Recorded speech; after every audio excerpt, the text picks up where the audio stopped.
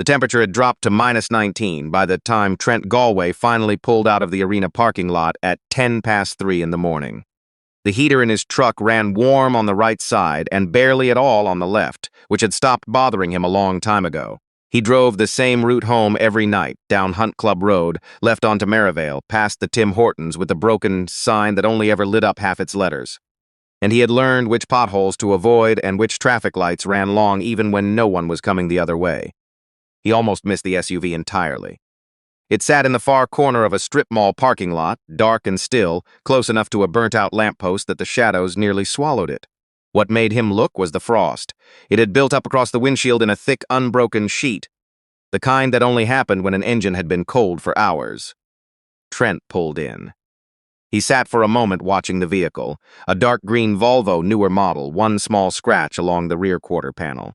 On the back seat, visible through the fogged glass, were a laptop bag, a cardboard storage box, and a winter coat folded poorly and pressed against the window. He told himself there could be a reasonable explanation.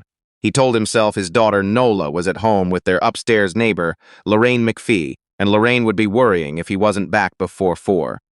He told himself it was -19 and the engine was not running, and whoever was asleep in that car was going to wake up very cold or not wake up at all. He got out. The gravel crunched beneath his work boots. He moved slowly, deliberately, and when he reached the driver's window, he tapped with 2 knuckles, then stepped back and raised both hands where she could see them. The woman inside woke the way people did when they were already half-braced for something bad. A sharp, full-body start, both hands flying up before her eyes were open. She saw him, and for 1 second the fear on her face was complete and unguarded. Then it sealed itself off the way a door closes when it has been closed many times before. She lowered the window 2 centimeters. "I'm not in any trouble." Her voice was controlled even, the kind of controlled that took effort. Trent kept his hands where she could see them. "The frost on your windshield has been there a while," he said. "Your engine's not on. It's -19 out." "I'm aware of the temperature. I work maintenance at the arena down the road. Night shift." He nodded at the logo stitched on his jacket. "There's a Tim Hortons open about 4 minutes from here. Or you can sit in my truck while it warms up. I'm not asking anything." She looked at him for a long moment. He noticed the lines at the corners of her eyes. Not from age exactly, but from the kind of recent weight loss that changed the geography of a person's face.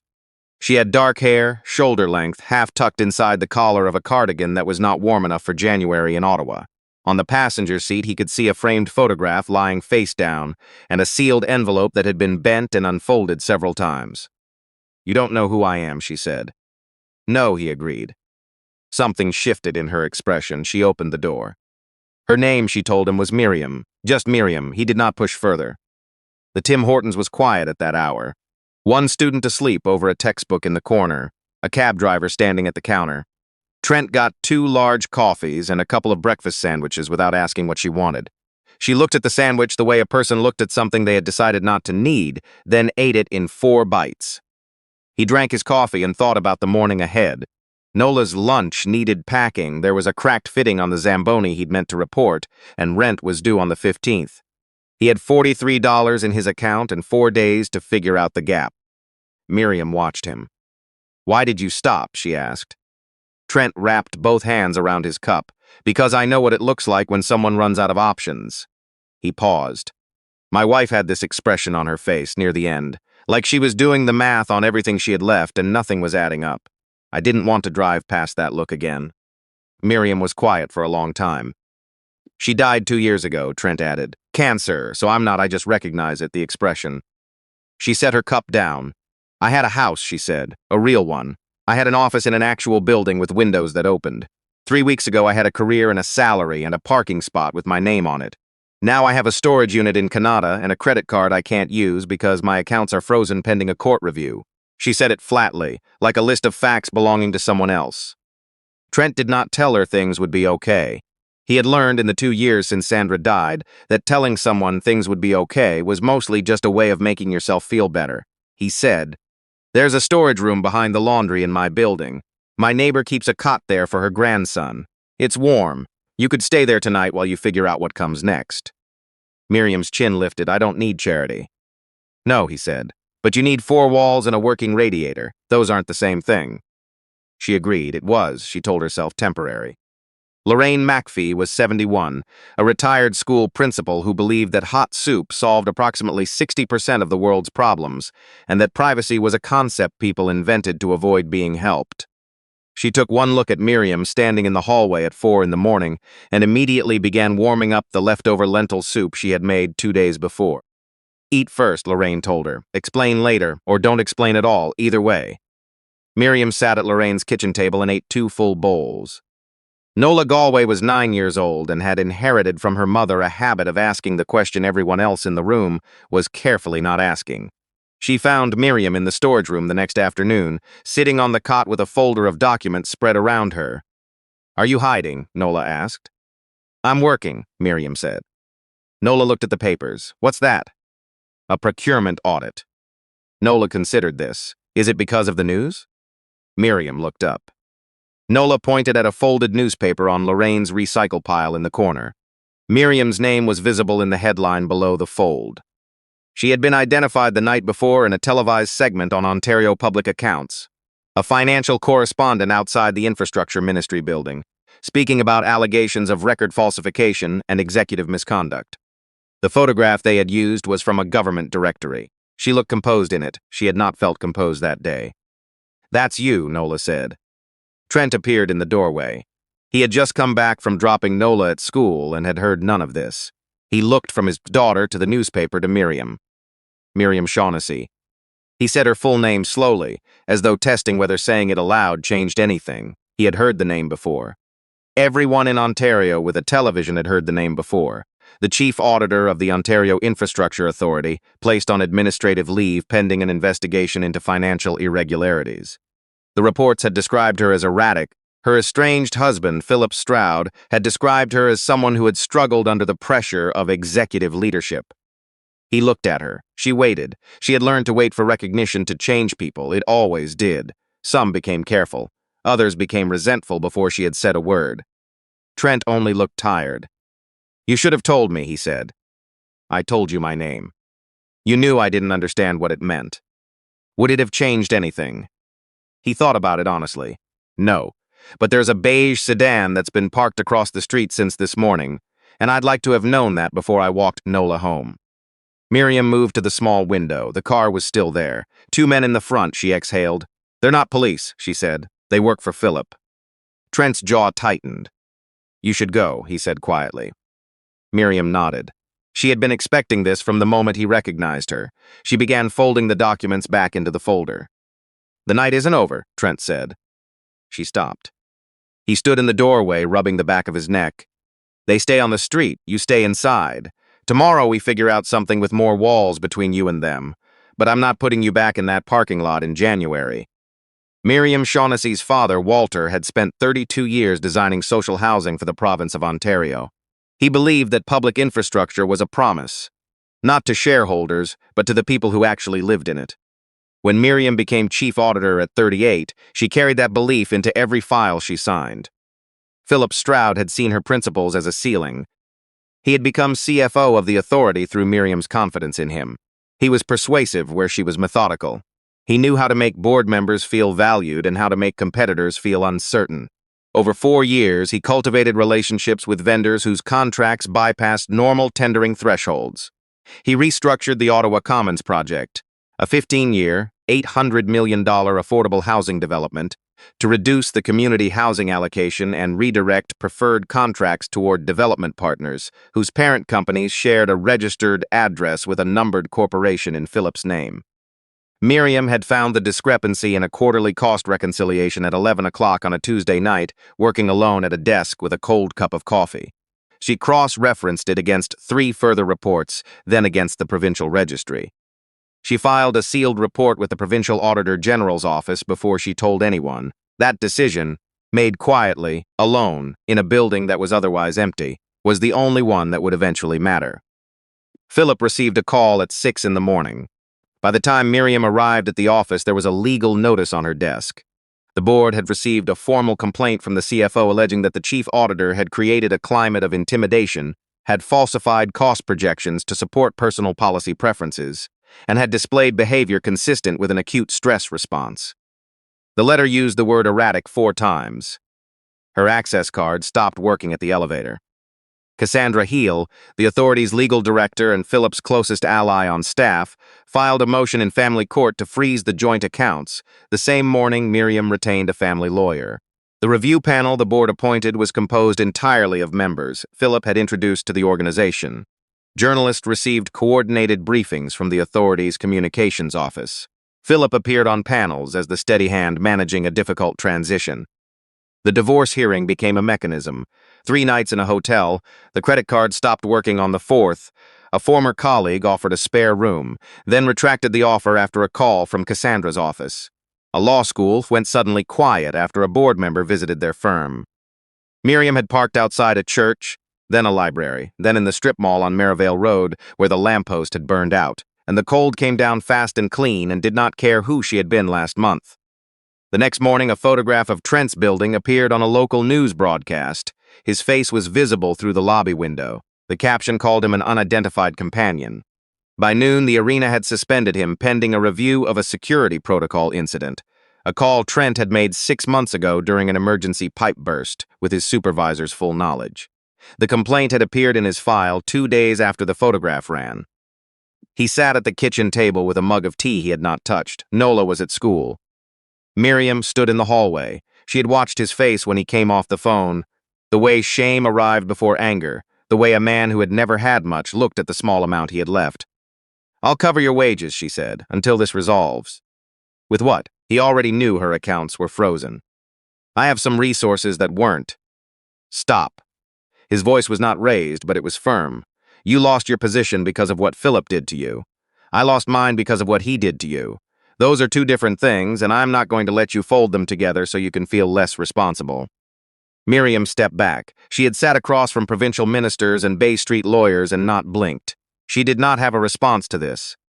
"I didn't stop because you owed me anything," Trent continued. "So you don't get to buy that back. You don't get to make it clean."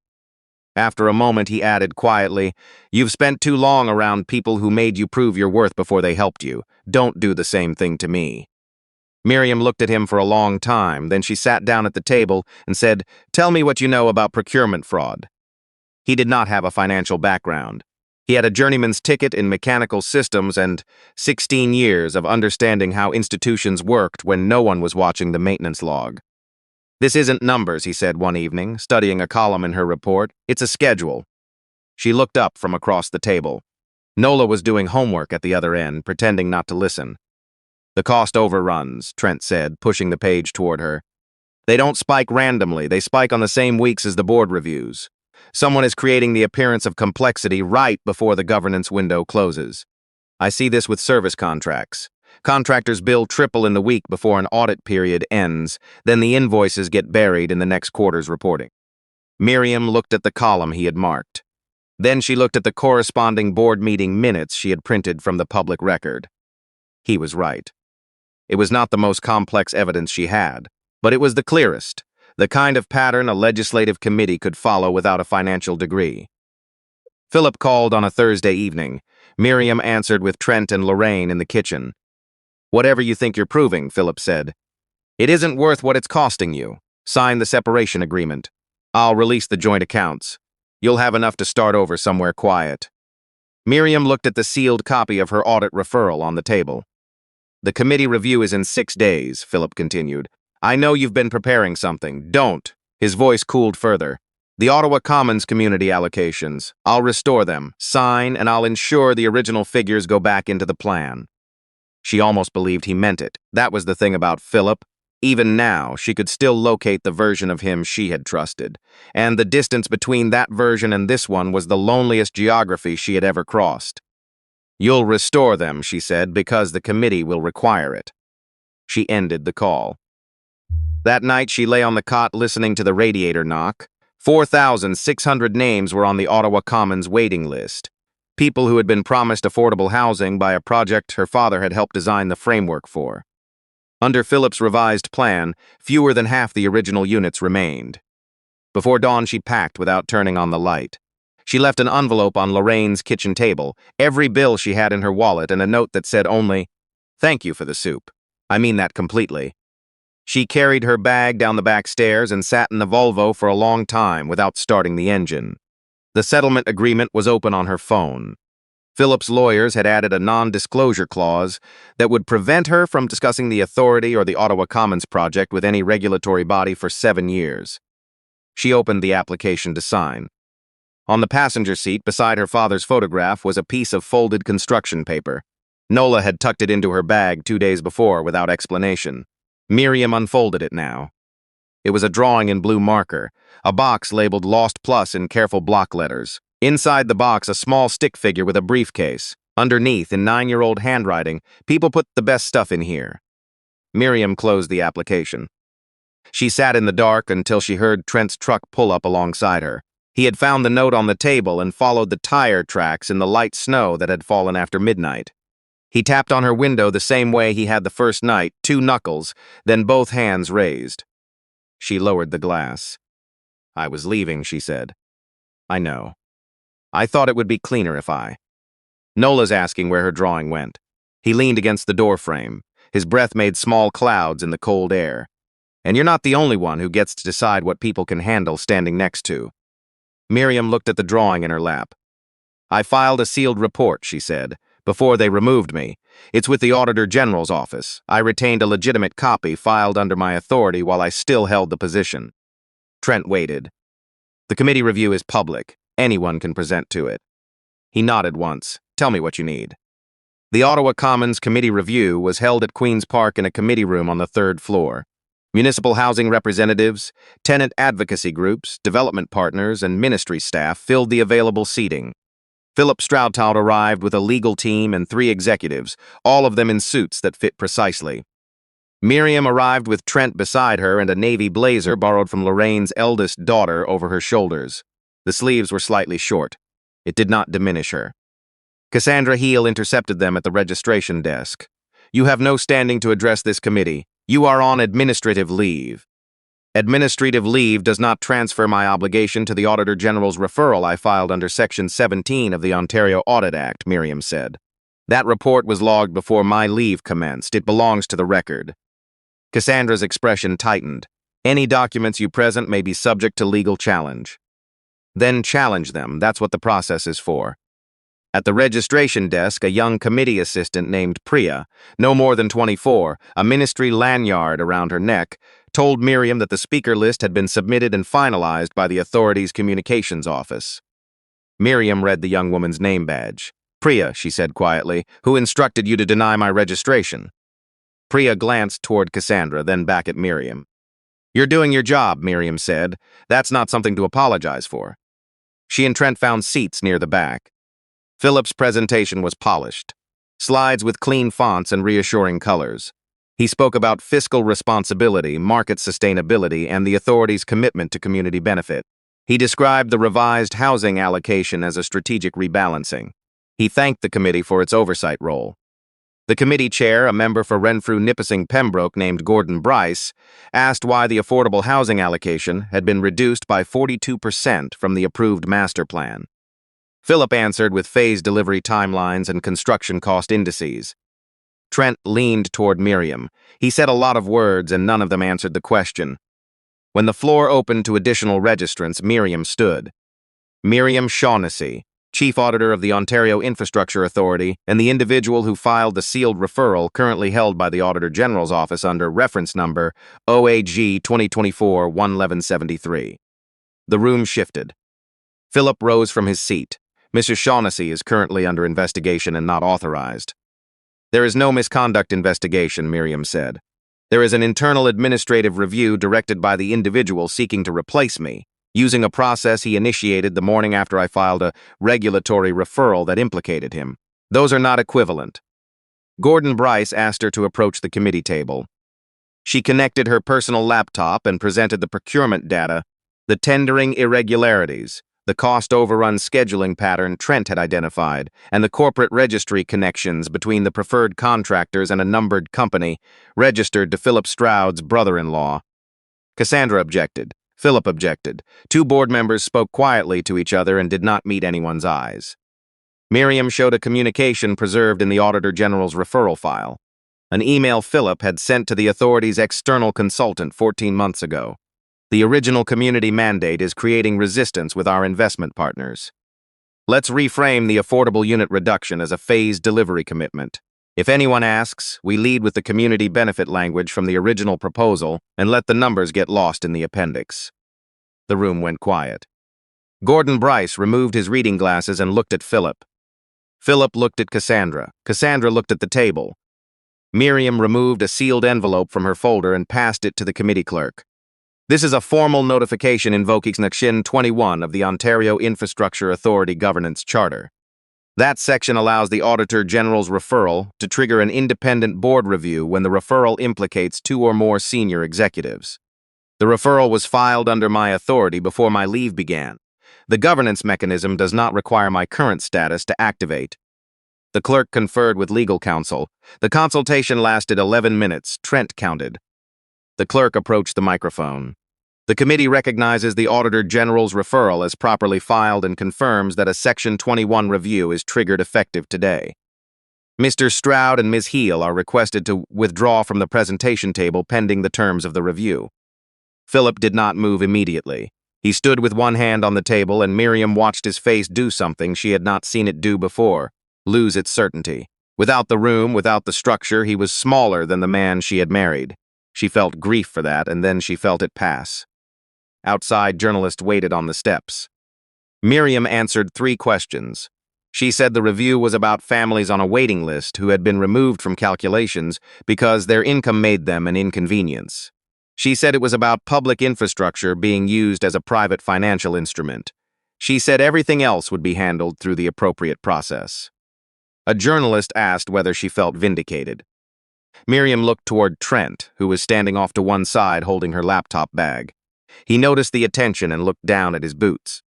"I feel grateful," she said, "that someone saw me when the rest of the world had decided what I was worth." The independent review took 4 months. It found systematic tender manipulation, undisclosed related party transactions, and coordinated misrepresentation to the board. Philip resigned before the findings were released. Cassandra's law license was referred to the Law Society for review. 3 board members did not seek reappointment. The family court proceedings were reopened. The joint accounts were released. The marital home, a semi-detached in the glebe that Miriam had bought before the marriage, was awarded to her outright. She did not move back in immediately. She visited once with a property lawyer, walked through each room, and took from the study only the framed drawings her father had made of the original Ottawa Commons master plan. She left everything else. The house was sold. The proceeds went into a housing trust she established in Walter Shaughnessy's name. She did not publicize it. She returned to the authority on an interim basis, redesigned the board composition to include tenant representatives, and established mandatory disclosure requirements for executive relationships with vendors. When Priya submitted her resignation out of shame, Miriam called her into the office. "You followed a lawful instruction," she said. "You didn't know the full context." "I knew something was wrong." Miriam looked at her. "Then stay," she said, "and learn to tell the difference between an instruction that is lawful and one that is right." Trent was offered his job back at the arena. He declined. A property management company handling social housing developments across the region had reached out after the committee hearing. They needed a maintenance supervisor who understood how institutional facilities actually worked. The position was real. Miriam had not arranged it. He checked before he accepted. Nola visited the Ottawa Commons site the morning the first foundation was poured. She wore a yellow hard hat borrowed from the site office. It dropped over her eyes every time she looked down. Miriam gave her a small enamel pin with the words Foundation Crew. "I'm not crew," Nola said. "I just made a drawing." "The drawing mattered," Miriam said. Lorraine brought sandwiches for the workers and argued with the project manager about the placement of the building's main entrance. Nobody ignored her. Walter Shaughnessy's original drafting table was moved from storage and placed in the new Community Resource Center. On the wall beside it, framed in simple wood, was his first contractor's license and a single sentence he had written in the margin of an early project file: "A public building is only as honest as the people who decided to build it." Below it, in a small glass case, was Nola's drawing: a box labeled "Lost," a stick figure with a briefcase, a note beneath it: "People put the best stuff in here." On the evening of the center's opening, Miriam walked through the building alone before the ceremony began. She moved through the common areas, the smell of new drywall and floor cleaner, A family somewhere upstairs moving furniture into their first real apartment in 3 years. She stood at a window overlooking the courtyard and thought about her father walking job sites in the evenings before buildings were finished, running his hand along the walls as if checking whether they were going to hold. They had held. Trent found her there. He stood beside her without speaking, watching the last of the evening light settle across the courtyard. Below them, Nola was chasing Lorraine's grandson with a paper airplane. Lorraine sat on a bench critiquing the folding technique. Philip asked for a meeting, Miriam said. Before everything was finalized, I went. Trent waited. He asked me if I'd ever loved him.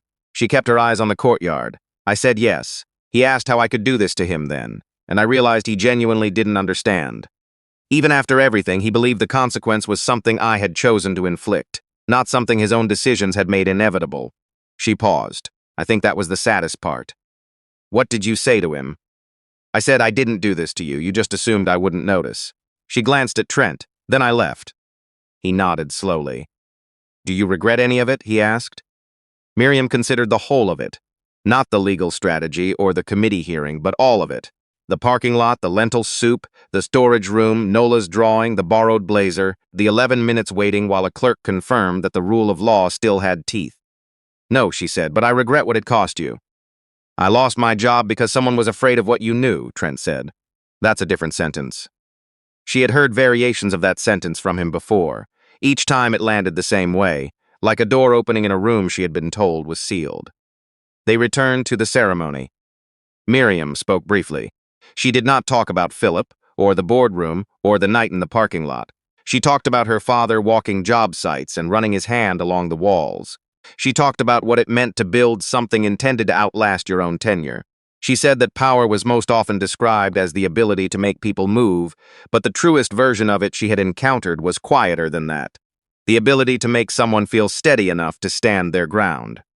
She looked toward the back of the room, where Trent was holding Nola on his shoulders so she could see over the crowd. A year ago, Miriam said, I believed that needing help was the same as failing. I was wrong. Needing help is just being human. What matters is who sees you clearly enough to offer the right kind. She paused. Someone, with very little room in his own life, made room for me. He didn't ask what I was worth. He just saw a person in the cold and decided that was enough reason to stop.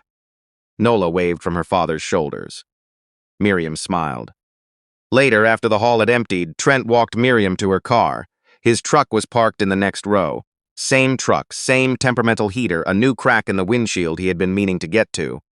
Nola asked me this morning, he said, whether you were going to keep coming around or whether this was the part where things go back to normal.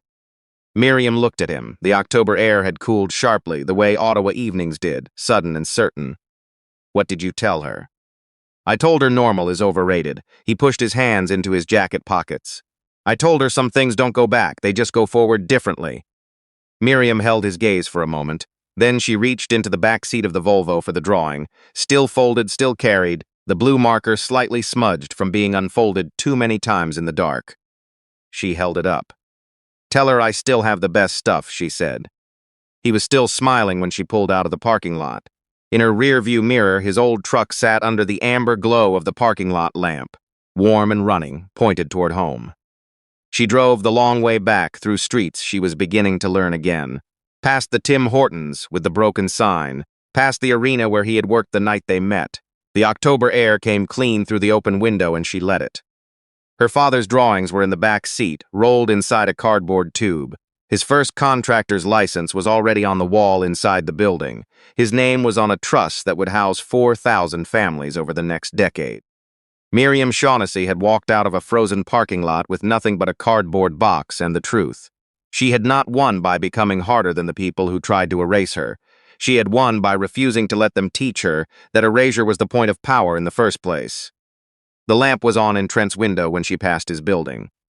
4th floor, the one with the loose frame he had mentioned fixing 3 times and not yet gotten to. She did not stop. But she noticed it, the way you noticed a light left on for no reason except that someone thought you might need to see it. She drove on through the quiet city, and that was enough.